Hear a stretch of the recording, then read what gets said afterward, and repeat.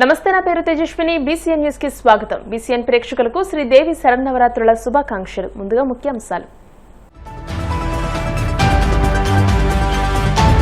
ఢిల్లీలో CII partnership summit curtain raiser కార్యక్రమం. కేంద్ర మంత్రి పీయూష్ గోయల్ తో కలిసి హాజరైన సీఎం చంద్రబాబు. బడుగు బలహీన వర్గాలను జగన్ ప్రభుత్వం వంచిందన్న మంత్రి పార్థసారథి. అందుకే ప్రజలు 151 సీట్ల నుంచి 11కు పరిమితం చేశారని వ్యాఖ్య. హిందూ ధర్మానికి కూటమి ప్రభుత్వం పెద్దపీట వేస్తోందన్న మంత్రి ఆనం. రాష్ట్రంలోని 5,600 ఆలయాలకు ఆర్థిక సాయం అందిస్తున్నామని వెల్లడి.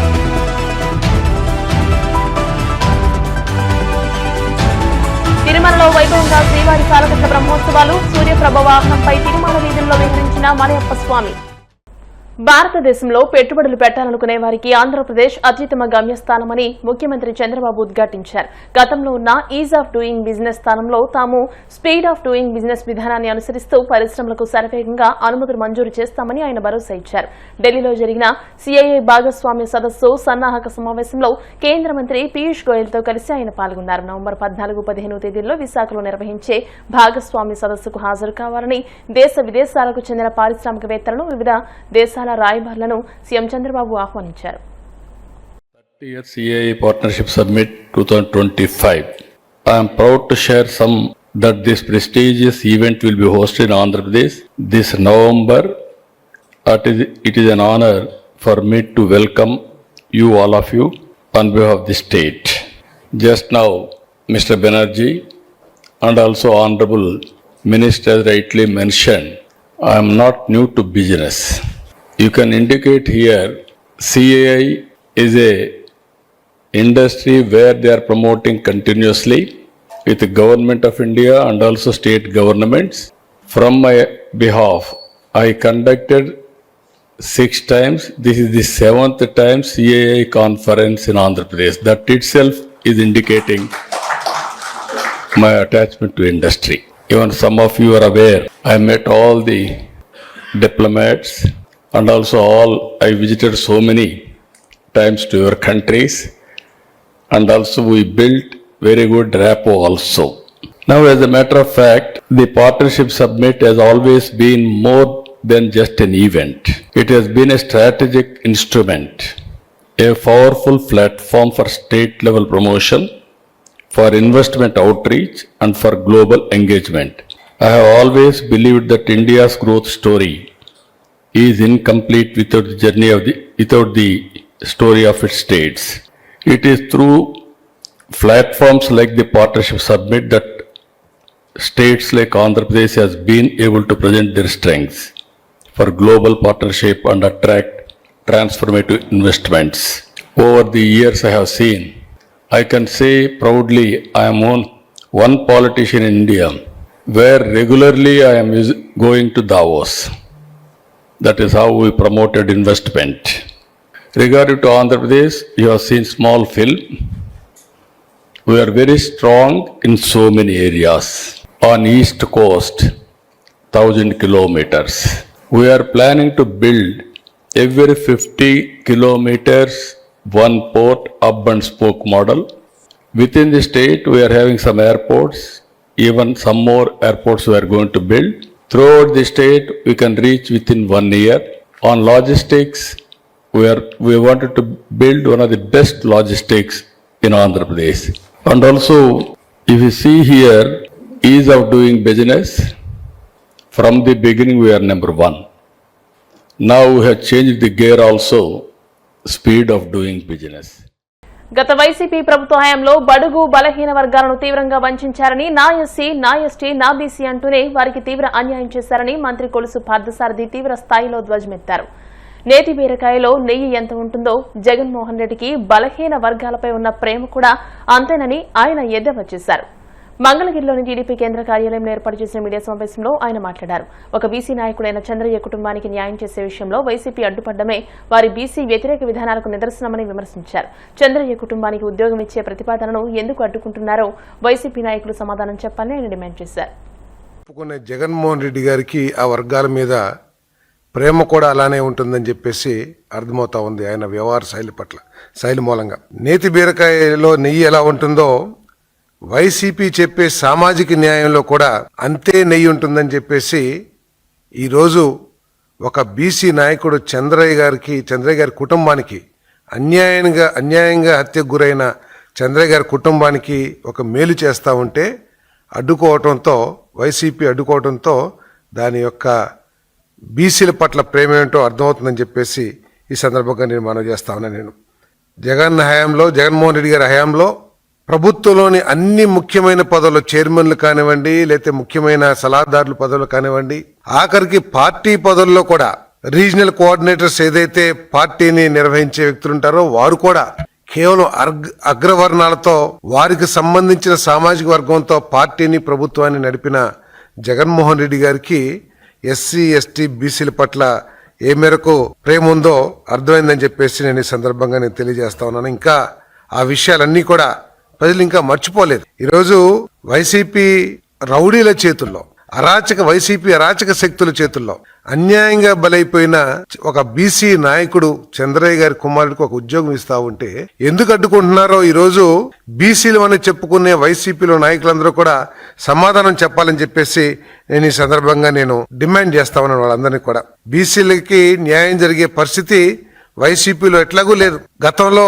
కార్పొరేషన్లు ఏర్పాటు చేసి కేవలం నామమాత్రంగా వాళ్ళని ఆ కుర్చీలకు పరిమితం చేసి కొంతమందికి కుర్చీలు కూడా లేకోకుండా అవమానం చేసిన బీసీ కార్పొరేషన్ చైర్మన్ అవమానం చేసిన వైసీపీ తీరేంటో ఈ ప్రజలు ఇంకా మర్చిపోలేదని చెప్పేసి మనం చేస్తాను.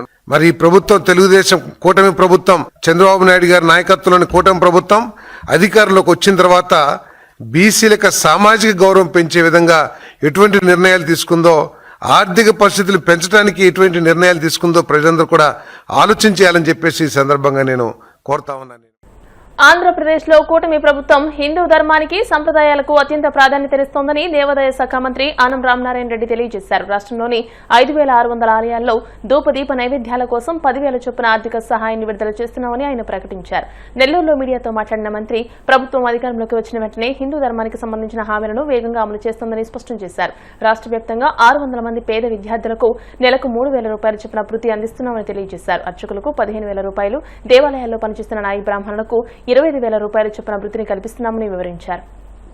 దసరా సాగర నవరాత్రుల యొక్క దుర్గాష్టమి, రాబోయే విజయదశమికి మీడియా మిత్రులందరికీ కూడా శుభాకాంక్షలు తెలియజేస్తాను. మీ ద్వారా యావత్ ఆంధ్రప్రదేశ్లో ఉన్నటువంటి ప్రతి ఒక్కరికి ఈ యొక్క హిందూ ధర్మాన్ని, సనాతన ఆచారాలని పాటించే ప్రతి ఒక్కరికి హిందూ పండుగల్లో వచ్చే ప్రతి కార్యక్రమం వారికి అందాలి, సత్ఫలితాలు రావాలి, కుటుంబాలు సంతోషంగా ఉండాలి, అందరికి కూడా మంచి జరగాలని చెప్పి వారందరికీ కూడా భగవంతుని ఆశీస్సులు ఉండాలని చెప్పి, అమ్మవారి యొక్క దీవెనలు ప్రతి కుటుంబానికి ఉండాలని చెప్పి ఈరోజు ప్రార్థిస్తూ అందరికీ అమ్మవారి ఆశీస్సులను అందిస్తూ ఈరోజు మాట్లాడుతుంది. ప్రభుత్వం వచ్చిన వెంటనే దేవాదాయ శాఖ మంత్రిగా గౌరవ ముఖ్యమంత్రి శ్రీ నారా చంద్రబాబు నాయుడు గారు నాకు ఇచ్చిన ఆదేశం ఒకటి. అనేక ఎన్నికల వాగ్దానాలు ఉన్నాయి, అందులో అగ్రభాగాన దేవాదాయ శాఖకు సంబంధించిన వాగ్దానాలు ఉన్నాయి. ఎన్నికల ప్రణాళికని ఎంత త్వరగా నువ్వు పూర్తి చేయగలవు, ప్రణాళికల్ని అమలు చేయడానికి వెంటనే తయారు కండి అని చెప్పి అది ఇచ్చినటువంటి ఆదేశం మేరకు అనేక కార్యక్రమాల్ని ఎన్నికల మేనిఫెస్టోలో పెట్టిన వాటిని ఇవాళ సరిచేసే కార్యక్రమం చేస్తూ ఉన్నాం. వాటిల్లో భాగమే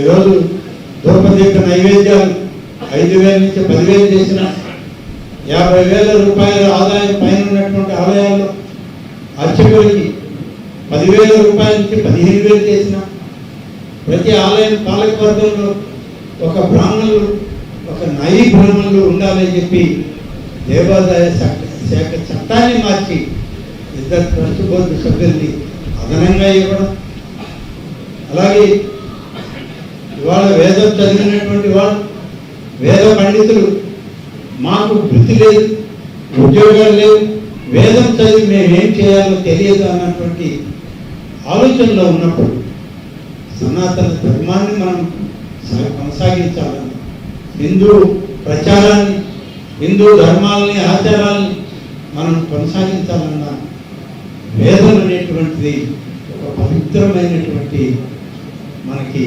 భగవంతుడు ఇచ్చినటువంటి ఆ కార్యక్రమం.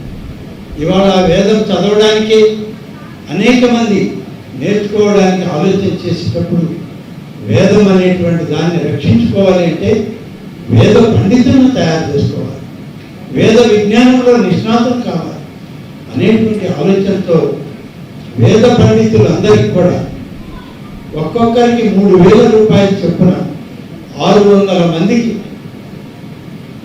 సంభావన కింద ప్రతి నెల 3 సంవత్సరాల పాటు వేదం నేర్చుకున్న వాళ్ళందరికీ ఇవ్వడానికి ఇది ఒక నిరంతర ప్రక్రియగా ఇవాళ 600 మందిని ఎంపిక చేసి ఇస్తుంది.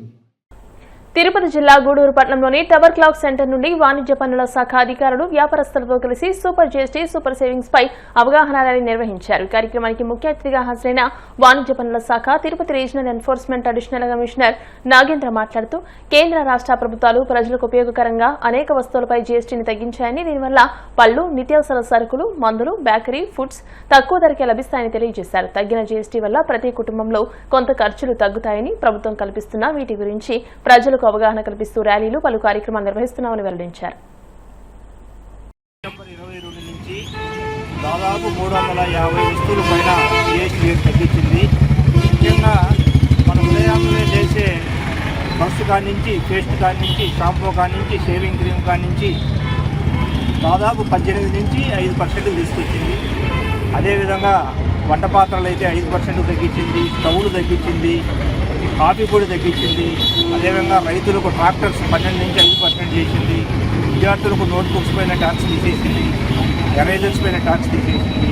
సో అనేక వర్గాలుగా డైలీ ఒక లెక్క ప్రకారం దేశంలో 2.5 లక్షల కోట్ల జీఎస్టీ వలన ప్రభుత్వం ప్రజలకు ఆదా అవుతుంది.